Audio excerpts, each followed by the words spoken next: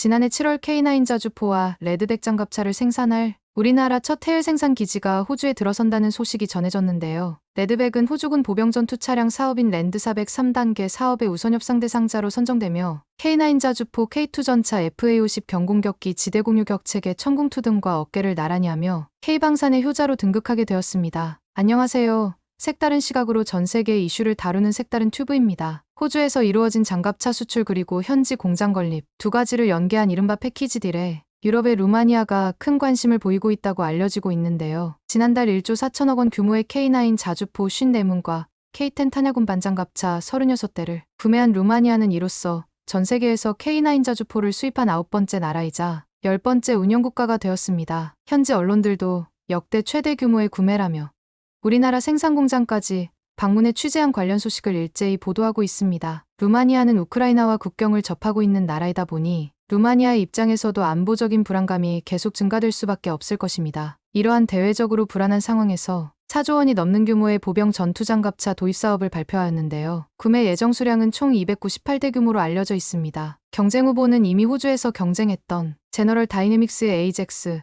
BAE 시스템스의 CV90, 라인메탈의 링스 등인 것으로 예상됩니다. 여기에 국내 방산기업들은 호주에 수출한 5세대 장갑차 레드백을 루마니아에 제안했는데요. 루마니아가 이미 구매한 K9 자주포와 같은 변속기와 부품을 사용하기 때문에 운영과 유지 보수가 용이한 호환성의 강점을 내세워 적극적으로 홍보하고 있는 것으로 알려졌습니다. 만약 호주에 이어 루마니아에도 패키지들이 이루어진다면 K방산의 해외 진출에 있어서 또 하나의 전환점이라 할 수 있을 것이며 이러한 해외 생산기지의 설립은 각 지역에 거점을 설치하게 되어 유럽의 다른 국가에도 K방산의 해외 진출에 긍정적인 영향을 줄 수 있는 계기가 될 것입니다. 호주의 장갑차 수출과 현지 공장 건립을 동시에 추진한 것처럼 루마니아 역시 현지 생산과 기술 이전이 포함된 패키지들 방식을 원하는 것으로 알려졌습니다. 루마니아가 레드백을 구매할 경우 호주에 이어 우리나라 두 번째 생산기지가 유럽에 진출하는 계기가 됩니다. K9 자주포를 구매한 국가라면 호환성이 탁월한 레드백 장갑차를 확보하면서 자국 내 공장도 구축하는 이른바 호주 모델의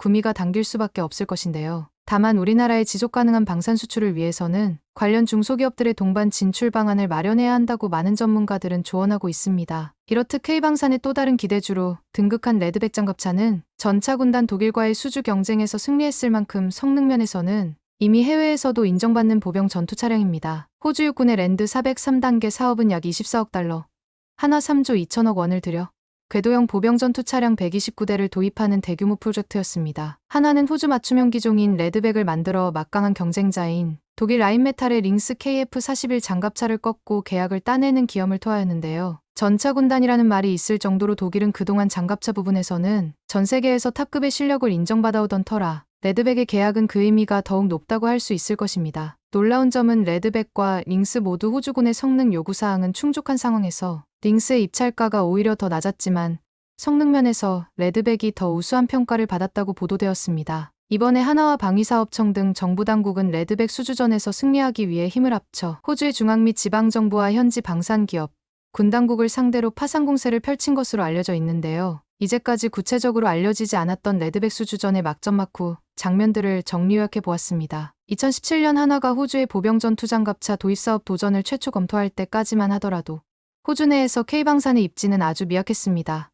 과거 무기체계 수출 실적도 없었고 우선 협상 대상 장비로 선정된 K9 자주포마저 호주의 사정으로 5년 전 사업이 멈춰섰던 형편이었죠. 그래서 하나는 애초에 사업 단독 참가가 아니라 해외 업체와의 컨소시엄으로 사업에 참여하고자 했던 것입니다. 당시 하나는 장갑차 사업 설명회에 함께 참석한 해외 업체인 독일의 라인메탈 측의 컨소시엄 구성을 제안했다고 하는데요. 그러나 라인메탈 측은 제안해줘서 고맙지만 잘해보라며 하나의 제안을 단박에 거절했었다고 합니다.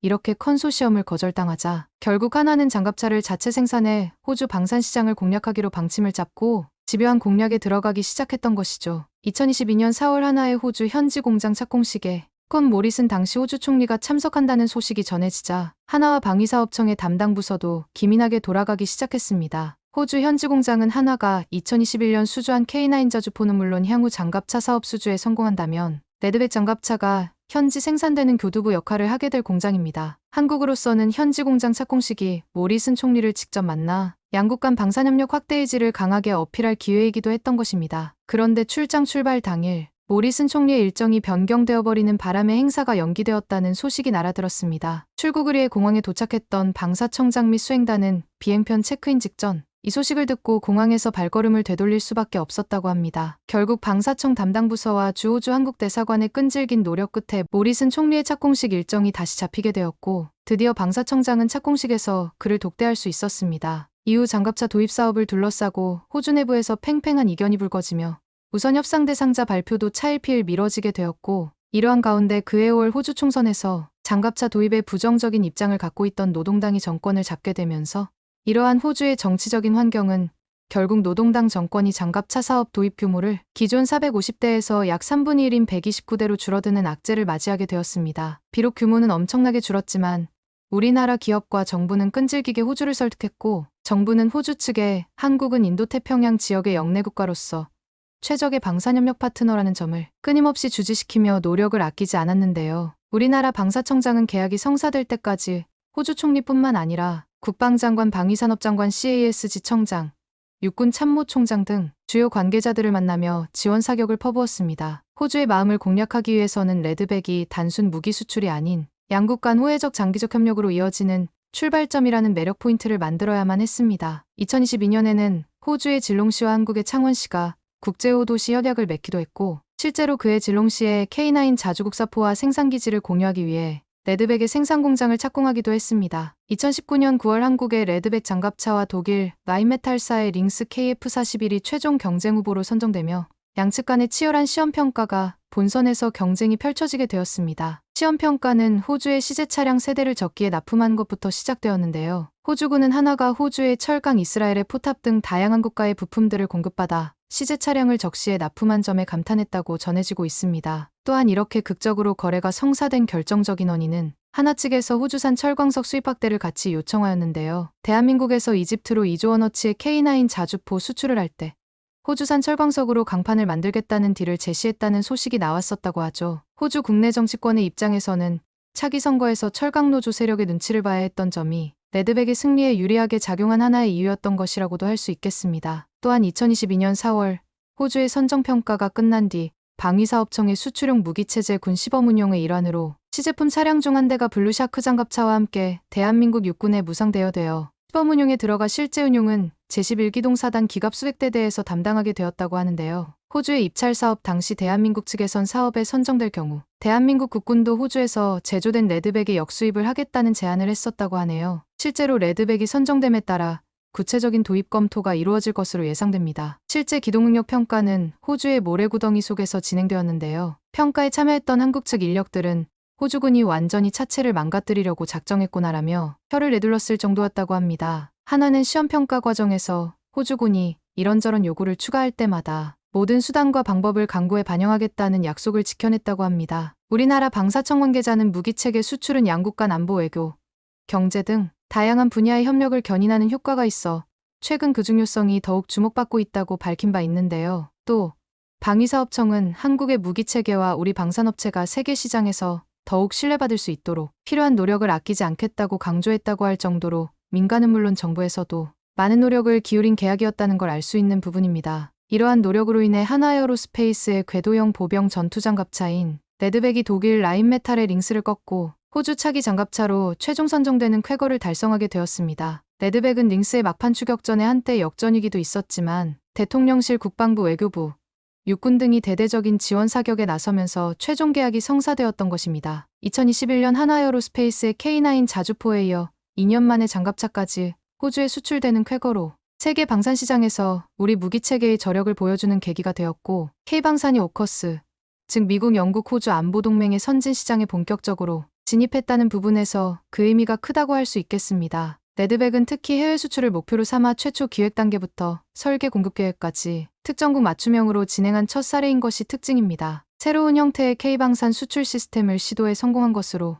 레드백이란 이름도 호주의 서식 중인 맹독성 거미인 붉은 등과부 거미에서 따왔다고 합니다. 레드백은 기획 때부터 호주에 최적화한 장갑차로 개발되어 성능 면에서도 호주 육군의 마음을 사로잡았습니다. 이러한 레드백의 탑승 가능 인원은 승무원 3명에 보병 8명이고 최고 속도는 일반 도로일 경우 시속 70km, 야지에서는 43km의 속도로 달릴 수 있습니다. 항속거리는 560km이며 경사지를 오르는 등판 능력은 60%에 달합니다. 자체 중량은 35톤에 불과하지만 기존 K21의 알루미늄 복합장갑을 강철제 장갑으로 바꾸고 호주군의 요구를 만족시키는 추가 장갑을 모두 두를 경우 전비 중량이 42톤이나 나가는 육중한 몸이 됩니다. 이렇게 늘어난 무게 때문에 기존의 K9 자주포에서 사용하던 파워팩을 적용하였고 현수장치도 교체하였는데 레드백의 파워팩과 현수장치는 최대 47톤의 무게에도 충분히 사용할 수 있어서 이후에 필요하다면 더 확장을 할 수도 있습니다. 워낙 커지고 무거워져서 레드백을 K21과 완전히 다른 장갑차로 보는 사람도 많은데요.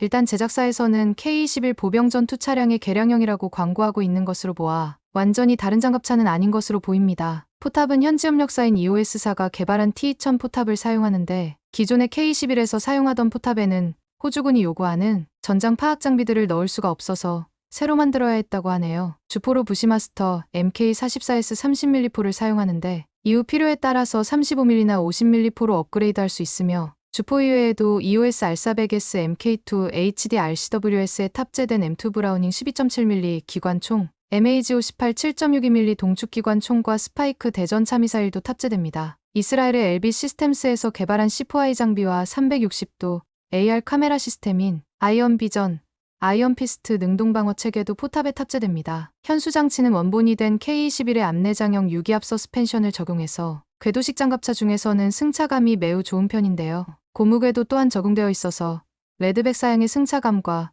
정숙성은 기반이 된 차량보다 더욱 뛰어납니다. 궤도는 수시 디펜스에 특수 배합된 고무 재질 궤도, 컴포지트 러버 트랙 솔루션을 채용하였습니다. 기존 철제 궤도에 비해 궤도 무게를 50% 약 2.2톤 감량하면서 하중은 그대로 받아낼 수 있는 럭셔리한 특허품입니다. 업체에 따르면 구동진동이 70% 감소되고 구동소음 13dB이 감소되며 연비는 최대 30% 개선되는 등 마법 같은 스펙을 가졌다고 할 수 있습니다. 또한 이 컴포지트 러버 트랙은 신뢰성도 높고 정비성 또한 좋은데요. 철제 궤도의 교체 주기인 5000km 주기에 더해서 고무 패킹 또한 500km 주기로 교체하여야 하지만 CRT의 경우 5000km 주기로 통째로 교체만 해주면 되기 때문에 내구성도 철제 못지않습니다. 야전 정비성 또한 우수한데 야전에서 용접해 이어붙일 수 있으며 전용 공구가 필요한 사소한 이슈를 제외하면 정비 시간과 편의성에서도 압도적입니다. 또한 피격 시 궤도부가 파손되더라도 철파편이 아니니 주변 보병들의 피해 우려도 크게 줄어듭니다. 다만 문제는 단 한 가지 비싼 가격이라 할 수 있습니다. 조종수 해치는 T-34와 흡사하게 전면 장갑에 구멍을 내어 밀어서 여는 해치를 장착했는데요. T-34처럼 댐퍼로 보조하여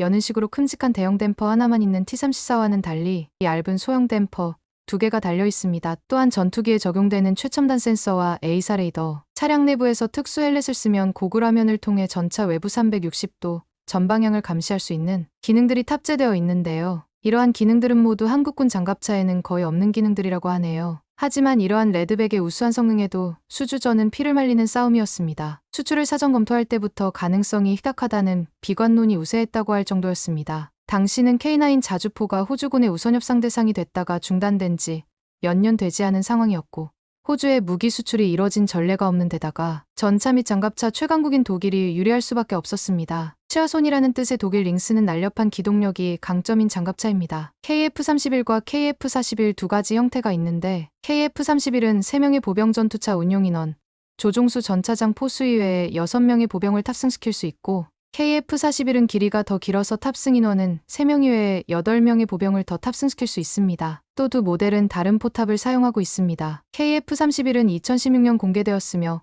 KF-41은 2년 뒤인 2018년 공개되었습니다. 2023년 기준으로 헝가리와의 공동 생산이 진행 중이며 그 외에도 여러 국가의 세일즈가 진행 중에 있는 독일의 라인메탈사에서 수출 시장을 목표로 개발 중인 대표적인 보병 전투차입니다. 각 모델명 앞에 붙은 KF는 궤도 차량이라는 뜻의 독일어인 쾌탱크라드의 약자라고 합니다. 호주 맞춤형 개발은 이런 상황에서 추진되었던 것입니다. 이 과정에서 잠시 무산된 K9 자주포의 호주 수출이 2021년 체결되고 성능도 입증되며 K방산에 힘이 실리게 되었는데요.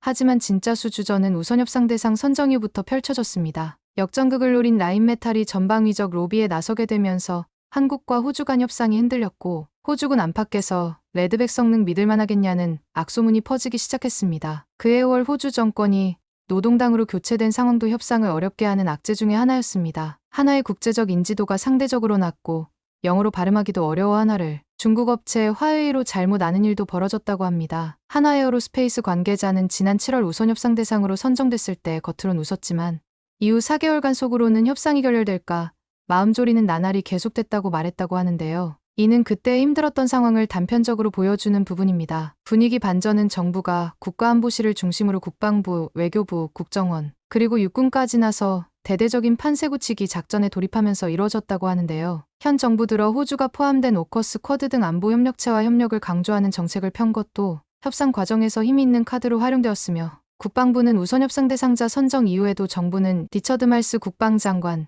패콜로이 방위산업장관 등 호주 주요 인사와 신뢰관계를 구축하고 계약 체결을 적극 지원했다고 전하고 있습니다. 방산업계 관계자는 영미권 정보 공동체인 파이브 아이스 회원국 중 한 곳인 호주에 또 한 번 K방산이 진출하면서 다른 자유민주진영 동맹국에 대한 방산 수출에도 그린라이트가 켜졌다고 말하고 있습니다. 이렇게 호주에서 힘들었지만 극적인 신화를 썼던 K방산의 다크호스 레드백이 호주를 넘어 유럽으로 진출할 수 있을지의 귀추가 주목되고 있습니다. 오늘도 끝까지 시청해주셔서 감사합니다. K방산의 효자 상품으로 우뚝 선 레드백의 또 다른 성공을 응원하신다면 좋아요. 또 다른 이야기가 궁금하시다면 구독을 부탁드리겠습니다.